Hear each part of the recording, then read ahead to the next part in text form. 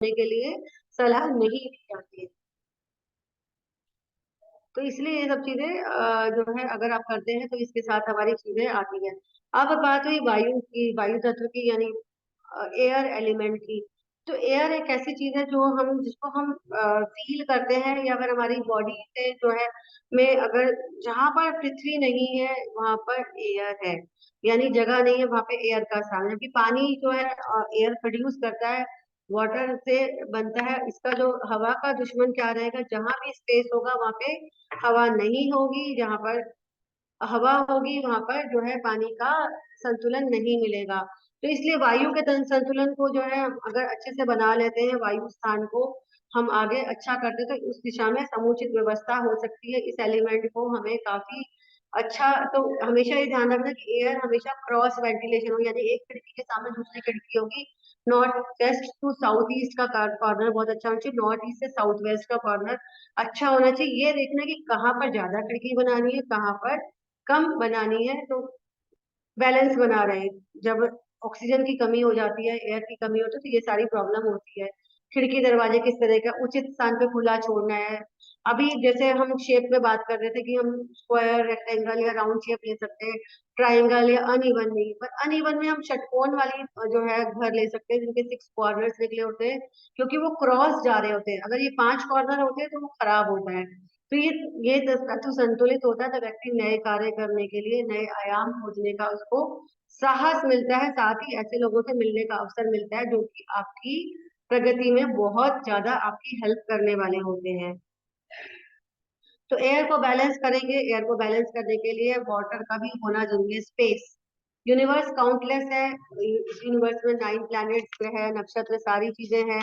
और इसी के बाद में जो है अगर हम बात तो फैलाव और विस्तार का है। सितारे, ग्रह, खगोलीय पिंड सब इसमें है। और घर में आकाश तत्व का होना जरूरी है, इसीलिए ब्रह्म स्थान के ऊपर जो है चीजें लगाई जाती है। ब्रह्म स्थान के नीचे भी जो है एनर्जी, हम 10 दिशाओं की जब बात करते हैं तो ब्रह्म स्थान से जो भी एनर्जी आती है वो सीधा जमीन में आती है। तो जो भी मैग्नेटिकल फोर्स और जो भी इलेक्ट्रिक फोर्स है, वो दोनों का बैलेंस होना बहुत जरूरी है।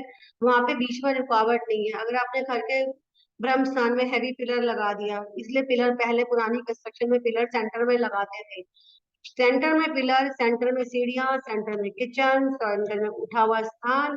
जैसा कि मैंने कल आपको बताया था, महाभारत में भी जो का कारण था, पांडवों और कौरवों बनाए वाले महल में सेंटर में स्विमिंग पूल बना था, जहां पे दुर्योधन ने अपना पांव रखा, जो कि पानी था। वो पानी में गिर गया तो द्रौपदी के मुंह से क्या निकला, अंधे का पुत्र अंधा।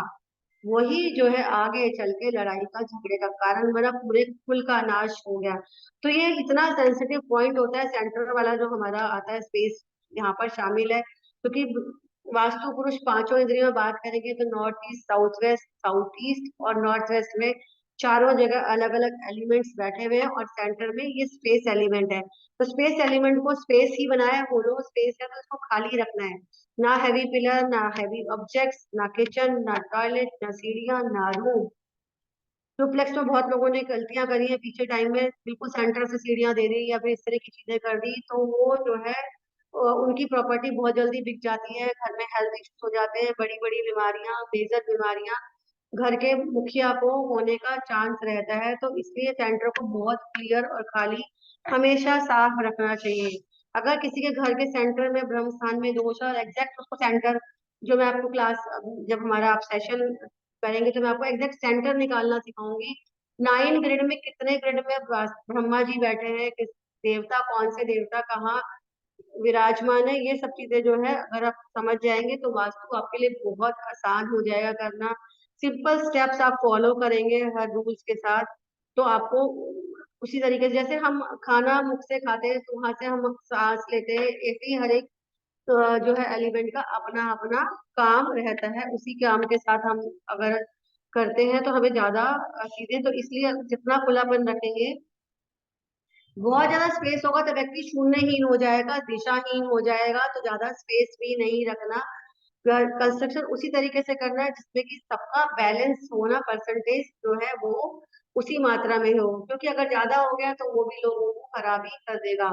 तो संतुलन के लिए ध्यान रखें कि घर की प्रत्येक दिशा से कहीं खिड़की हो, कहीं से स्पेस नजर आए, क्योंकि हम जैसे बंद कमरे में बैठ जाते हैं, कोठरी में बैठ, हमें अगर कहीं से रोशनी नहीं आ रही, कहीं से दिख नहीं रहा, इवन लिफ्ट में भी अगर दरवाजा बंद हो जाता है, वो शीशे वाली लिफ्ट नहीं होती है, तो एकदम से एक लिफ्ट से सेकंड फ्लोर पे जाते हैं तो कुछ दिखता है, तो हमें बड़ा फील होता है कि हाँ हम सही और सेफ जा रहे हैं।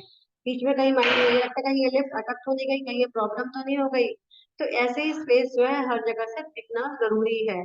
तो घर के हर रूम, हर डायरेक्शन में आप स्पेस को जो है चेक कर सकते हैं। तब आपको हम जो है, अब मैं आपको ये जो है एलिमेंट्स का सारा आपको सिखा रही हूँ कि एलिमेंट्स को हम किस तरीके से देखते हैं, किस तरीके से बेसिक एलिमेंट्स का चार्ट जो बनता है।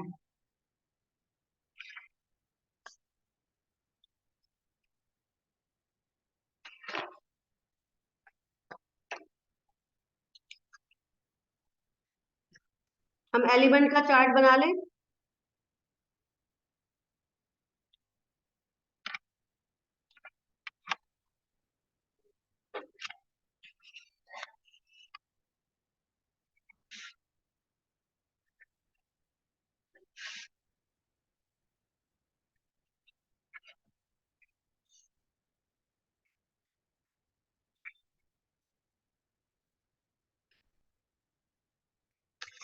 जैसे आप ये देख पा रहे हैं, ये मैंने पांचों एलिमेंट्स लिख दिए हैं।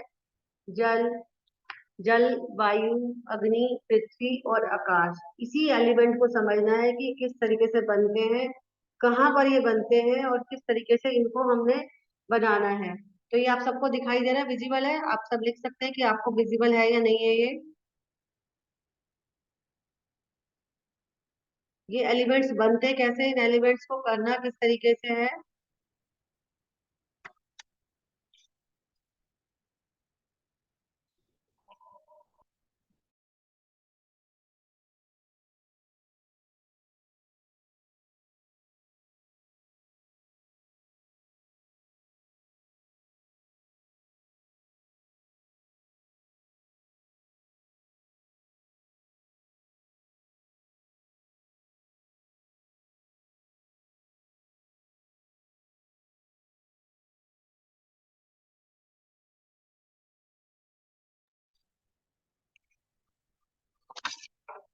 पांचों एलिमेंट्स जो है सृष्टि के हिसाब से जुड़े हुए हैं, और पांचों एलिमेंट जो है सृष्टि के साथ ही, विकास के साथ ही चलते हैं। तो जैसे कि जल ही जीवन है, जैसे सभी सुनते हैं, तो जब जल से ही, जल में क्या है, ऑक्सीजन। तो जल से, जल किसको हर एक एलिमेंट एक दूसरे का पेरेंट और चाइल्ड एलिमेंट है। अब किसने किसको पैदा किया, यानी जल से क्या उत्पन्न हुआ, वायु।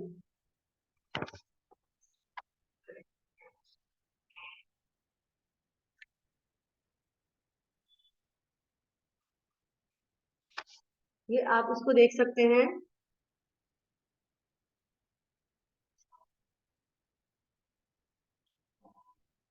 स्टार्टिंग हम जो है पूरा पांचों एलिमेंट वाला जो है, पहले पांचों एलिमेंट वाला ये नहीं, पांच एलिमेंट वाला जो बनाया हुआ है, ये वाला हम रखेंगे, ये चीज।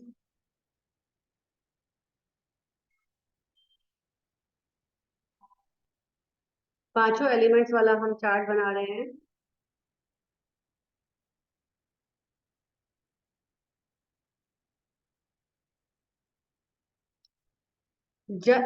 हर एलिमेंट इसका पेरेंट एलिमेंट है। अभी आप लोग भी बनाओगे, अपने पेपर पेन अपने रेडी रख लीजिए। अलग अलग कलर्स के पेन, जैसे मैंने कल बताया था, वो अगर आपके पास है तो अवेलेबल है, तो आप अपनी वर्कशीट जो है क्लास खत्म होने का सबमिट करेंगे, आप व्हाट्सअप करेंगे कि आपने क्या बनाया है। ये बहुत इंपॉर्टेंट है एलिमेंट्स वाला, इसको समझना जो है बहुत जरूरी है। अगर ये एलिमेंट आपने समझ लिए, तो फिर आपको जो है इसमें आगे तक कुछ करने की जरूरत नहीं रहेगी। तो इस एलिमेंट्स को जो है, आप सबसे पहले ये समझिए कौन सा एलिमेंट किसको प्रोड्यूस करता है। तो जल से जो है, जल किसको बनाता है, वायु। आकाश से बरसता है जल। आकाश से जल कैसे बरसेगा, ये आपस में इंटरलिंक है। जल जो है वायु को करता है, और वायु से, वायु के वेग से अग्नि पैदा होती है, और अग्नि से पृथ्वी होती है। इसको हम अगर समझ लेंगे, क्लियर कर लेंगे, तो आपको आगे चल करके कोई दिक्कत नहीं आने वाली है। इसको आप एक बार ड्रॉ कर लीजिए। अभी जो ये जूम वाला सेशन खत्म होगा, नेक्स्ट जो अभी जो रहेगा, उसमें मैं सारा आपको बताऊंगी।